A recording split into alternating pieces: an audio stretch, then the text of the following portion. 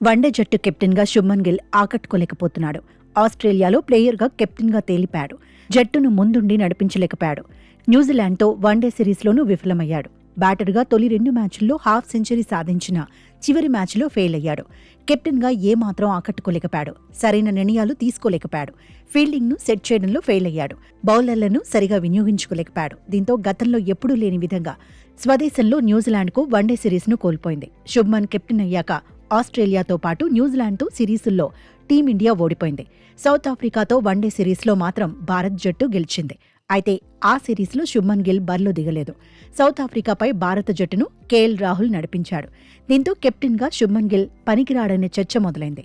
అయినా టీమిండియాలో రోహిత్ శర్మ కొనసాగుతున్నప్పుడు గిల్కు కెప్టెన్సీ ఇవ్వాల్సిన అవసరం ఏముందనే ప్రశ్నలు వినిపిస్తున్నాయి. తాజాగా ఇదే అంశంపై మాజీ క్రికెటర్ మనోజ్ తివారీ స్పందించాడు. కెప్టెన్సీ నుంచి శుభ్మన్ గిల్ను తప్పించాలన్నాడు. రోహిత్ శర్మకే పగ్గాలు ఇవ్వాలన్నాడు.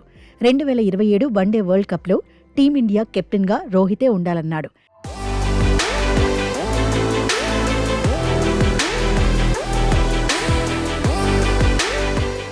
హిట్మ్యాన్ కెప్టెన్గా ఉంటే అద్భుత ఫలితాలు వస్తాయన్నాడు. న్యూజిలాండ్ పైన కెప్టెన్గా రోహిత్ బరిలో దిగినట్టయితే టీమిండియా ఓడిపోయేదే కాదన్నాడు. హిట్మ్యాన్ గొప్ప కెప్టెన్ అని గుర్తు చేశాడు. రోహిత్ శర్మ కెప్టెన్సీలోనే టీమిండియా ఛాంపియన్స్ ట్రోఫీ గెలిచిందన్నాడు. సక్సెస్ఫుల్ కెప్టెన్కే మళ్లీ పగ్గాలు ఇవ్వాలన్నాడు. రోహిత్ కెప్టెన్ అయితే విన్నింగ్ ఛాన్సెస్ పెరుగుతాయన్నాడు.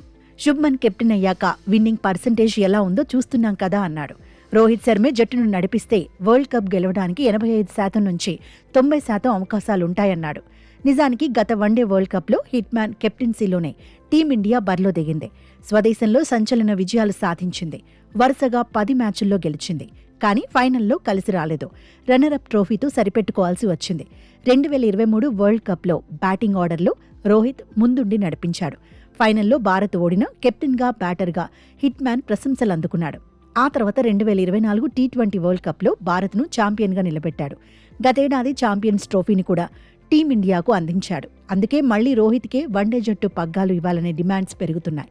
మున్ముందు గిల్ తనకు వచ్చిన అవకాశాలను వినియోగించుకుంటాడా, లేదంటే సెలెక్టర్లు సంచలన నిర్ణయాలు ఏమైనా తీసుకుంటారా అనేది హాట్ టాపిక్ అవుతోంది.